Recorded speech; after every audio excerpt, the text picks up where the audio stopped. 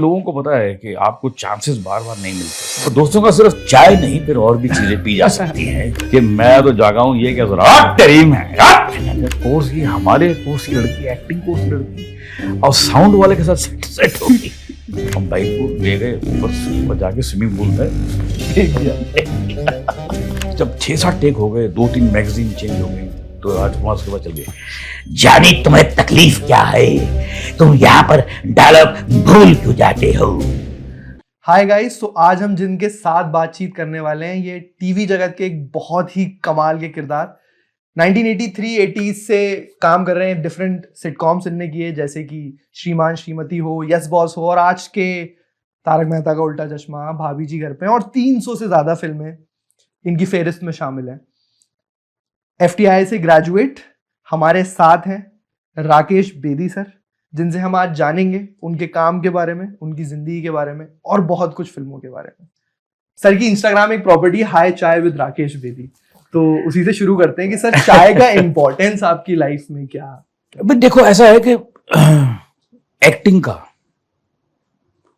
और चाय का एक बहुत गहरा ताल्लुक है।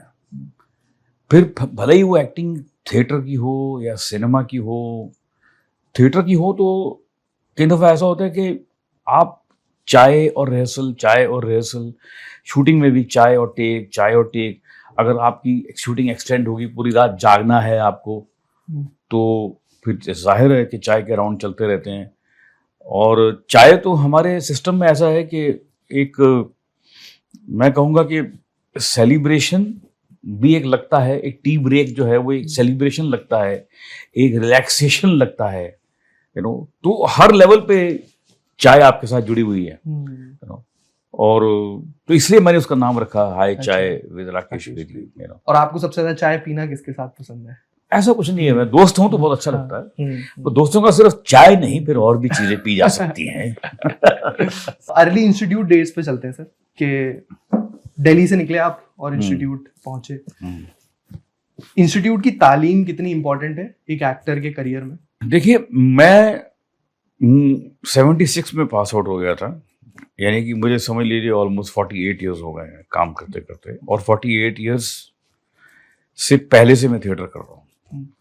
इंस्टीट्यूट ज्वाइन करने से पहले भी मैं दिल्ली में थिएटर करता था।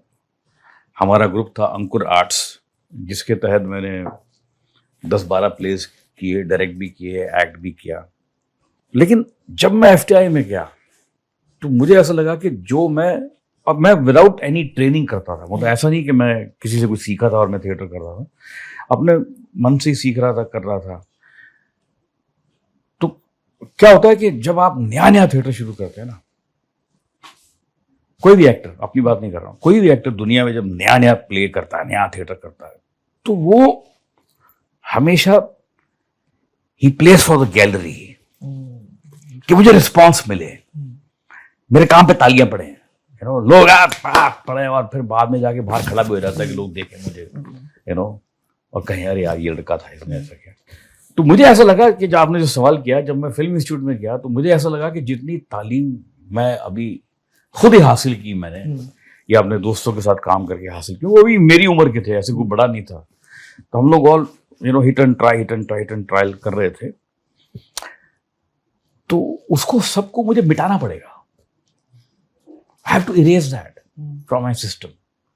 My sir was Mr. Roshan Taneja, who was the first man in our country who brought in India, the method acting, how to learn acting, learn and then perform. So he was the first man, and he was my guru till today. I'm not exaggerating, and I'm not joking, and I'm not saying it without any frivolously I am not saying कि आज भी मेरी date में कोई एक single day ऐसा नहीं होता कि मेरे सर की कोई बात मेरे जहन से क्रॉस ना हो। FTI के आपके बैचमेट्स बड़े ही इंटरेस्टिंग लोग, उनके बारे में कुछ बताइए। डेविड धवन साहब के बारे में या कुंदन शाह सर? मेरे ख्याल से FTI का इतना ल्यूमिनस, इतना सक्सेसफुल बैच कभी निकला नहीं होगा जितना हमारा बैच था। कौन कौन था इस बैच में? मेरे एक्टिंग के बैच में मेरे साथ सुरेश ओबरॉय, ओमपुरी और सतीश शाह, सुधीर पांडे, ये शशि रंजन, हम लोग सब थे इस बैच में। और हमारे ही दौरान एडिटिंग के बैच में डेविड धवन थे और डायरेक्शन में कुंदन शाह थे, मंजुल सिन्हा थे, फिर आपके ये थे विदु विनोद चोपड़ा थे, सईद मिर्जा, प्रकाश झा भी थे। सो वेरी ऑल, जिसके भी नाम ले रहा हूँ मतलब मैं तो बहुत लोगों ने बड़ा। और आप इनमें से रूम किसके साथ शेयर करते थे?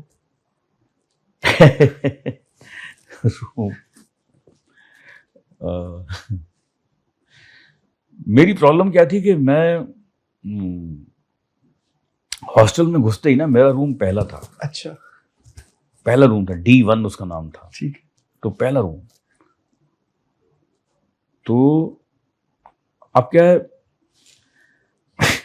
रात को जितने भी लोग मतलब किसी भी उसमें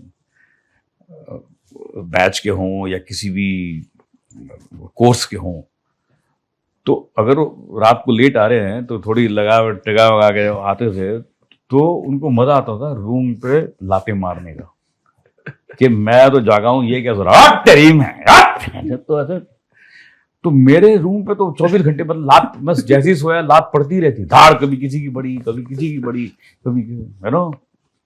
फिर सो गया मैं, उठा के सो गया। तो उस तरह से, but it was fun thing. मैंने बहुत एंजॉय किया अपनी लाइफ में। और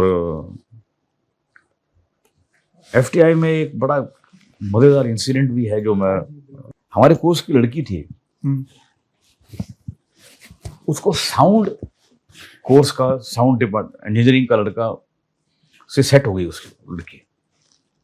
तो हमको बड़ी तकलीफ होती थी कि यार कोर्स की, हमारे कोर्स की लड़की, एक्टिंग कोर्स की लड़की और साउंड वाले के साथ सेट हो गई। मतलब कितने शर्म की बात है। सेट क्यों हो गई? क्योंकि उसके पास बाइक थी। तो हमारा जो इंस्टीट्यूट था वो, वहां से डेक्कन की जो मार्केट थी वो कोई 3 किलोमीटर थी, पर दैट वाज द फर्स्ट पड़ाव जहां पर आपको चीजें मिल सकती हैं। कपड़े ड्राई क्लीन कराने हैं तो वहां जाना पड़ेगा, कोई अच्छा सामान खरीदना है तो वहां जाना पड़ेगा, कुछ आपके टॉयलेटरीज खत्म हो गए हैं तो वहां, तो बहुत सारे आपके रोजमर्रा के काम के लिए आपको वहां जाना पड़ेगा। आपको अच्छा, चलो आज जूस पीते हैं, अच्छा सा कुछ खाना खाते हैं किसी रेस्टोरेंट में, तो date of the first you can say. फिर आगे उसके बहुत चीजें थी, पूरा पूना था, लेकिन दैट वो पहला पड़ाव था। तो उसके बाद बाइक थी, तो बाइक पे बिठा के उसके सारे काम करता था। उसको वो आती थी जाती थी, हम लोग बड़े परेशान, यार इसकी क्या करें, इसका यार क्या इलाज किया जाए इसका। फिर क्या किया आप लोगों ने? मैंने और मेरे बड़े अच्छे दोस्त ने, मेरे क्लास फेलो ने डिसाइड किया कि यार इस सारे की जो बात की जो जड़ है वो इसकी बाइक है।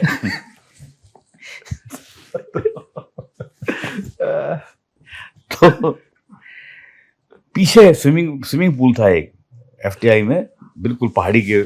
FTI में तो ऐसे जो अंदर घुसो तो ऐसे रोड जाती है, दोनों तरफ स्टूडियो है, फिर रोड धीरे धीरे ग्रेडियंट पे जाती है, ठीक है, ऐसे ऊपर चले जाती है, फिर एक जंगल शुरू हो जाता है। इधर राइट साइड में जंगल, लेफ्ट में हॉस्टल है, फिर ऊपर जाके एक मतलब यूं करके रोड, एक ही रोड ऊं जाके, और उसके दोनों तरफ पूरे वो जंगल और हॉस्टल। हाँ, हॉस्टल है, जंगल है, स्टूडियोज हैं, सब कुछ। तो ऊपर जाके स्विमिंग पूल था एक। तो एक दिन रात को हमने, अच्छा उसकी बाइक उन दिनों क्या था, वो बॉबी फिल्म लगी थी, तो बॉबी में एक बाइक फेमस हो गई थी, पूरा इंडिया उस बाइक के पीछे दीवाना था। अच्छा। जिसमें डिम्पल कबाड़िया भागती है ऋषि कपूर के साथ। तो ऐसा फिल्मों में होता है, तो it was like a mad thing, everybody wanted to own that bike. मतलब कोई बाइक पे जा रहा तो कोई सब ऐसे मुड़ के देख रहे हैं, बाइक पे जा रहा है, ये सब।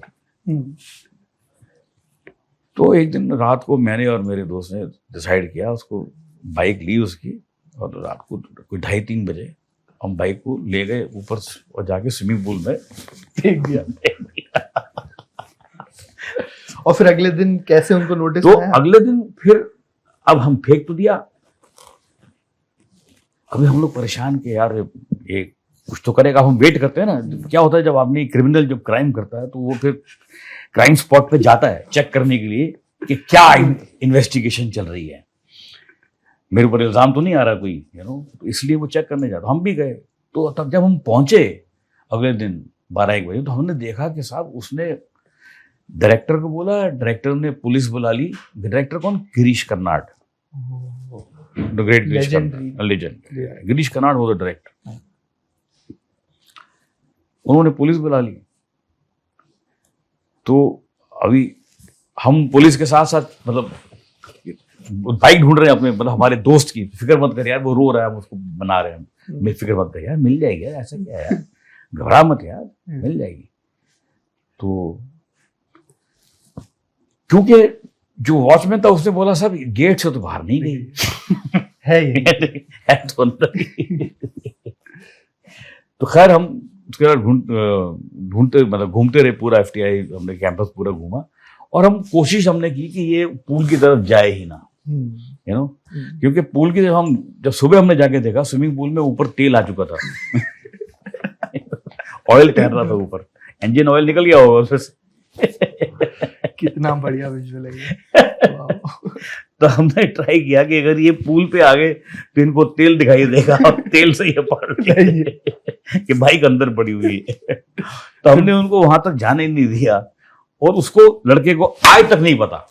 अच्छा, वो बाइक मिली ही नहीं कभी? नहीं मिली, और किसी को आज तक नहीं पता कि वहां पे पूल में बाइक, उसको आज तक नहीं पता। शायद ये इंटरव्यू सुन के उसको मालूम पड़ेगा। कुंदन शाह ने अपने बैचमेट का जिक्र किया, उनका डायरेक्टेड एक इनिशियल सिटकॉम ये जो है जिंदगी, वहां से सिटकॉम्स का सिलसिला इंडिया में शुरू हुआ। उसके बाद आपने श्रीमान श्रीमती, यस बॉस जैसे शोज। तो सिटकॉम जब इनिशियली आए थे तो वो कैसे दिखते थे और उसका फॉर्म क्या था? क्या आपको पता था कि सिटकॉम जैसी चीज आ रही है, या आप ऐसे थे कि कुछ एपिसोड्स हैं कर लेते हैं फिर देखते हैं कितने चलते हैं कितने नहीं चलते? कुंदन शाह मेरा बैचमेट थे। हाँ। मुझे उन्होंने फोन किया कि हम एक टीवी सीरियल बना रहे हैं। आपको आज पता नहीं है कि तब टेलीविजन के नाम पे सिर्फ दूरदर्शन था, जिसके ऊपर कृषि दर्शन प्रोग्राम आता था, या संडे को फिल्म आती थी। उसके पहले जो सैटरडे को आधी फिल्म आती थी, संडे को बाकी दूसरी सेकेंड हाफ आता था उसका, या फिर कुछ ऐसे प्रोग्राम थे जो फिल्मी गानों के प्रोग्राम थे। तो इस तरह का दूरदर्शन का, और जब प्लेस होते थे दूरदर्शन के, जो दूरदर्शन प्रोड्यूस करता था, दूरदर्शन के प्लेस जो होते थे, मैं सिटकॉम की बात नहीं कर रहा था, प्लेस की बात कर रहा हूं, जो दूरदर्शन पे आ रहे हैं, उनमें कैमरे के चलने की आवाज भी आ जाती थी। अच्छा। जो पीछे नीचे से वायर, जब कैमरा चल रहा है तो वायर जमीन पे घिसट रही है तो उसकी घश भी आवाज भी आ जाती थी। फिर ये भी क्या कर रहा है, वो देख रहा है, ऐसा नहीं, इधर कर, बैक कर, ये भी आवाज आ जाती थी। तो इस लेवल का दूरदर्शन था। तो मुझे जब फोन आया कि दूरदर्शन के लिए एक सीरियल बनाना, मैंने मना कर दिया। मैंने यार मुझे टीवी में काम नहीं करना, मेरा फिल्मी करियर खराब हो जाएगा, बंद हो जाएगा। तो टीवी में काम करना was look down upon? Look down, okay, very much look down, कि फिर सिनेमा नहीं कर पाओगे। हाँ, फिर सिनेमा में कोई लेगा नहीं आपको, फिर आप छोटे पर्दे पे आ जाओगे, आपकी मजबूरी है, आप टेलीविजन कर रहे हो, आपको काम नहीं मिल रहा कहीं, इस तरह की एक फीलिंग थी, क्योंकि उसकी क्वालिटी भी नहीं थी। मैंने 1 महीना लगाया हाँ बोलने में, और कुंदन की मुझे रोज फोन आया, बैचमेट था, मतलब अच्छा दो। उसने जो पहली फिल्म बनाई थी एफटीआई में, I was in that also, अच्छा, जिसका नाम बोंगा था। बोंगा, मैं था, सुरेश ओबराय था, सतीश शाह था उसमें। इस फिल्म में किस बारे में थी ये फिल्म? तो nice film about bank robbery, but in a comic way. Bank बड़ी पॉपुलर फिल्म है वो, आज भी दिखाई जाती है। एफटीआई में जो भी एडमिशन लेता है, ये one of the film that is shown. बोंगा वेरी वेरी पॉपुलर फिल्म। ऐसी मेरी और भी फिल्में थी, बट कुंदन शाह के साथ बोंगा थी। तो मैं मना करता था कुंदन शाह को। फिर एक दिन मैं कहीं बाल कटाने गया, तो मैंने ऐसी एक वो नाई की दुकान में कुछ मैगजीन ऐसे मैं देख रहा था, तो उसमें एक आर्टिकल था कि in the West TV stars are bigger than film stars, और उसकी हेडिंग थी if you are not on TV you are nowhere. वाह। मैंने कहा यार ये तो कुछ और ही दिखा रहा है मेरे को। तो मैंने उसी दिन कुंदन को फोन किया, मैंने कहा मैं करूंगा। आप डेस्टिनी में मानते हैं? See, I think life goes on, you know, one thing connects to the other. It's like a driving a car, you know.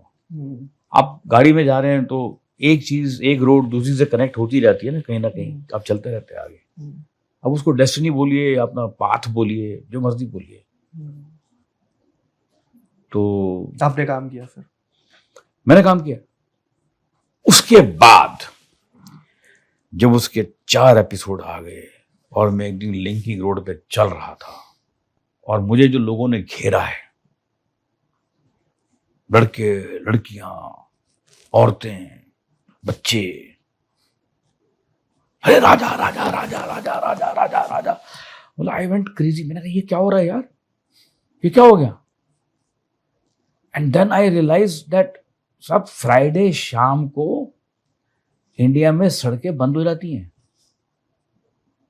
8:30 से 9 बजे तक सड़कों पे ट्रैफिक नहीं होता है।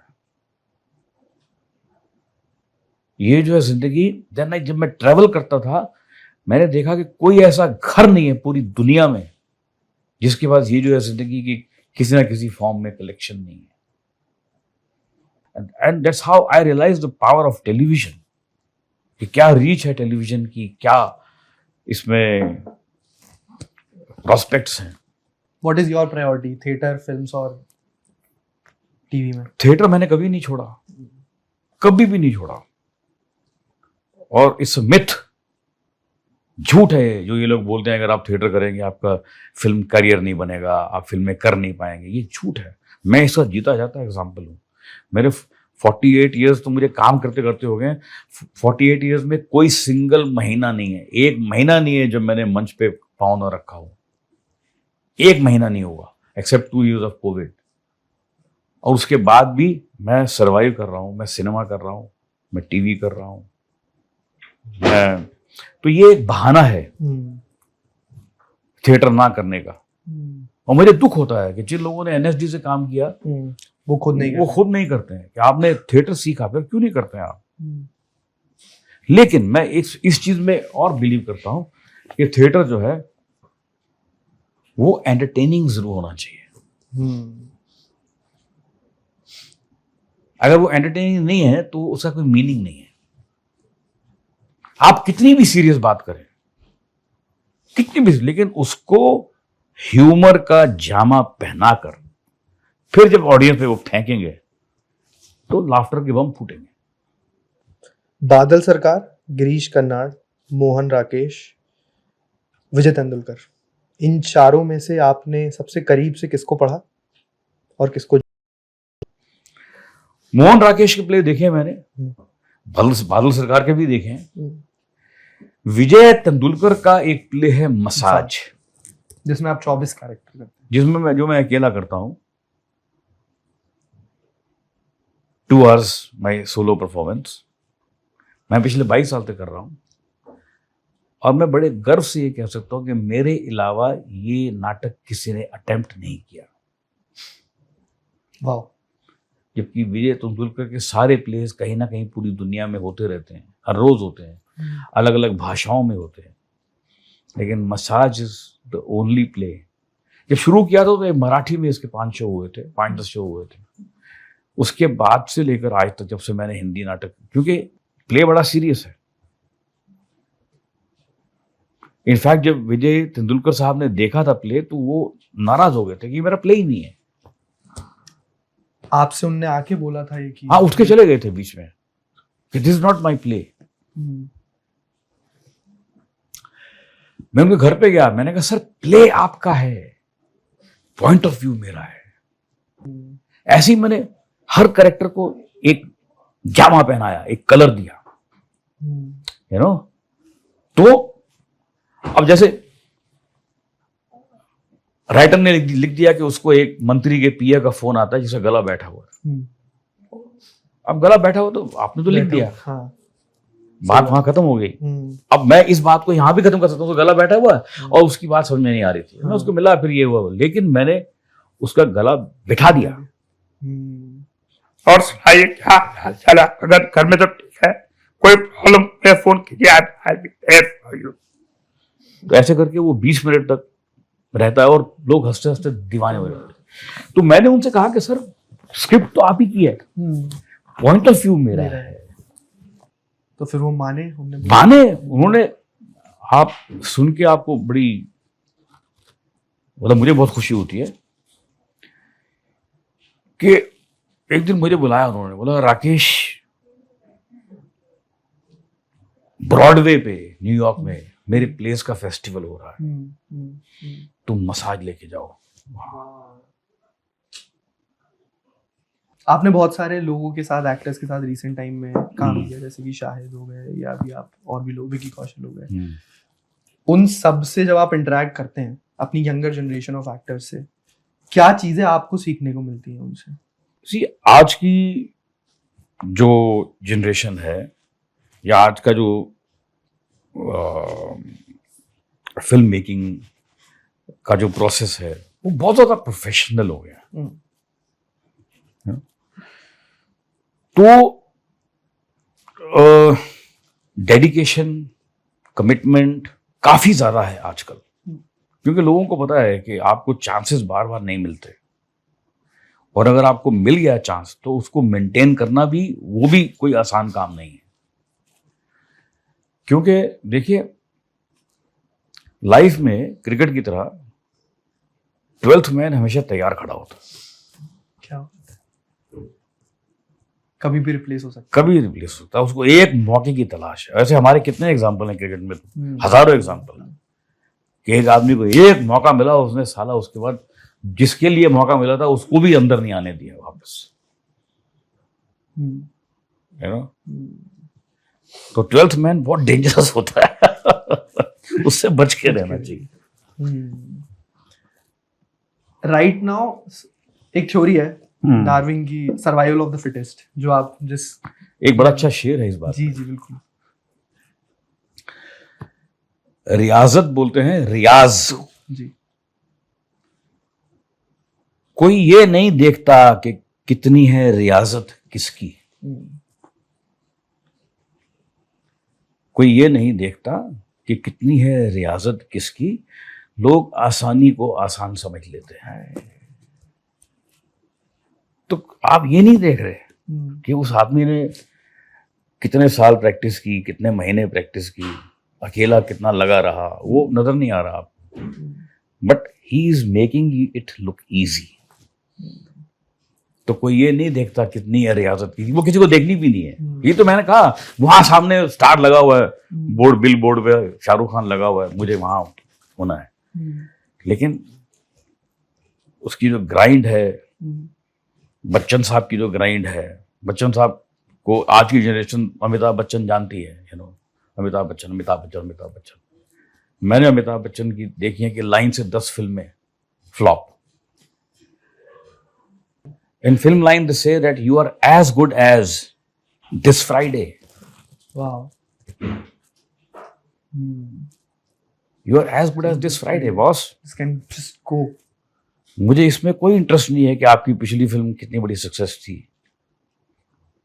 आप आज जो आपने आज किया वो कितना relevant है। So it's like that. Wow. What are your usual Friday night plans?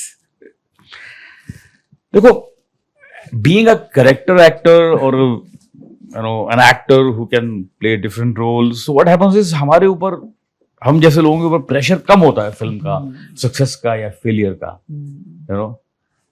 हम लोग तो आलू हैं कि किसी भी सब्जी में डाल दो उसका टेस्ट बढ़ाएंगे ही बढ़ाएंगे। पर कैरेक्टर एक्टर और एक्टर, ये वाला जो बाइफर्केशन है, जब आपने सोसाइटल वैलिडेशन की बात की, ये वाला बाइफर्केशन क्या महसूस होता है? अभी कम हो गया है, अभी कम हो गया है। अभी एक्टर इज एन एक्टर। ये पहले बहुत होता था कि भैया एक हीरो है, एक हीरोइन है और बाकी सब कैरेक्टर एक्टर। और जब मैं आया था सिनेमा में तब things were very very very difficult. लोगों को लगता ना आज मुश्किल है, तब बहुत मुश्किल था। क्यों? काम करने के लिए सिर्फ सिनेमा था, फिल्म। ये जो कैमरा था उसमें 400 फीट की रील चढ़ती थी, यू नो। और डबिंग क्यों होती थी हर फिल्म की? क्योंकि कैमरा उसकी आवाज करता था। आती थी ऐसे, करेक्ट? तो फिल्म मेकिंग में दैट जो उसका नेगेटिव है, फिल्म का नेगेटिव जिसको लोड किया जाता था मैगजीन में, was one of the most expensive ingredients. तो प्रोड्यूसर डायरेक्टर बोलते थे यार ऐसा एक्टर लाओ जो वन टेक आर्टिस्ट हो, हाँ? पैसा बचेगा। पैसा बचाए, क्योंकि उसने 4 टेक ले लिए तो 400 फीट गए। तो 400 फीट गए तो कितना पैसा चला गया। हर बॉल पे छक्का मारना है आपको। हाँ, हर बॉल। तो what happens is there was margin of error was very less. ऐसा नहीं आपको वो टेप है, टेप को रिवाइंड कर लो वो फिर से उतनी फ्रेश हो जाएगी, ऐसा नहीं होता। जो वेस्ट हो गया वो हो गया, इट्स फिनिश्ड, यू नो। कभी किसी ने लंबा शॉट लगा दिया, like I have seen producers sweating. अगर लंबा शॉट मतलब ओके, कुछ एग्जांपल अगर आपको आ रहा हो इनिशियल डेज के फिल्म्स का।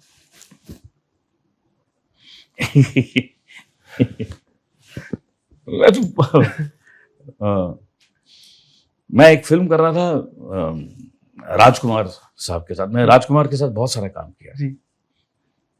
4-5 फिल्में की। आई वाज लाइक, मुझे बहुत वो प्यार से रखते थे, बुलाते थे। I did lot of good film with him. एक तिरंगा मेरी फिल्म बहुत जी, आज भी बहुत लोग कमाल। पसंद करते हैं, मेरा काम उसे पसंद किया जाता है आज भी। Then I had a film called बुलंदी with him, then another film, तो 4-5 फिल्म that एक हम सीन कर एक फिल्म कर रहे थे, मुझे नाम नहीं याद उसका। तो उसमें क्या था कि एक डायलॉग मेरा था, उसके बाद एक लंबा डायलॉग राजकुमार साहब कर रहा, उसके बाद एक काफी लंबा डायलॉग, बहुत लंबा तो नहीं लेकिन 8-10 लाइन का डायलॉग एक और एक्टर का था जो कोई ऐसा नॉन एक्टर नहीं था, यू नो। मैं ये भी नहीं कहूँगा जूनियर आर्टिस्ट था, लेकिन he was a like very lesser known actor. अब उसको ले लिया। अब क्यों ले लिया है तो प्रोड्यूसर जानता है या डायरेक्टर जानता है, होगी कम, यू नो। ये भी हो सकता है कि भाई कहीं किसी को फेवर कर दिया हो, कुछ कर दिया हो। अब ले तो लिया। लंबा शॉट था, तो लंबा शॉट मतलब सिर्फ ट्रॉली है, पैन है, फलाना है, डमकाना है।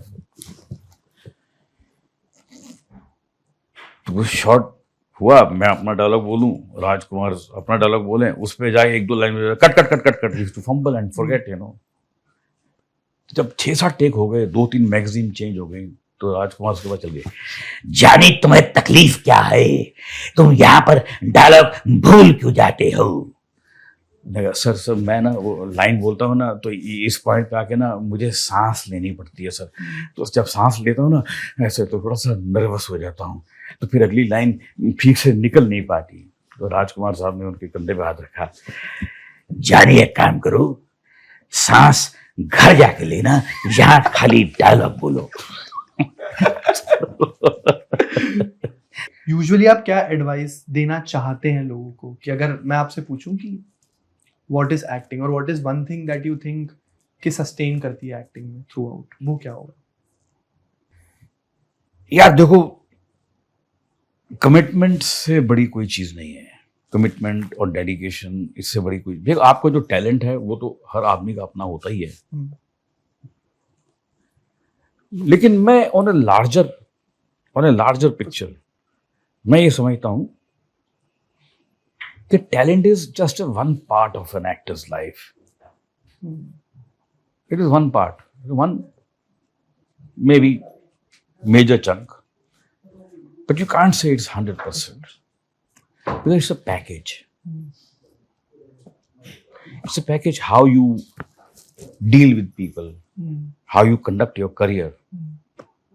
Thank you so much, sir, for coming to the show. It was lovely having this conversation. आज हमने बहुत कुछ जाना कॉमेडी के बारे में, सिटकॉम्स के बारे में, और एक यंग 70-year-old जिनको पार्टी करना भी उतना ही पसंद है जितना काम करना पसंद है। distraction or deviation from the main source of conversations makes the most impactful comedy that you see on the screen. अगर आपको ये बातचीत पसंद आई हो तो डू लाइक शेयर सब्सक्राइब, बहुत ही बेसिक सी लाइन है, तो कमेंट करो और बताओ कि कैसा लगा। कोई सवाल है तो वापस सर को बुलाएंगे और एक कमाल की एक और कॉन्वर्सेशन करेंगे।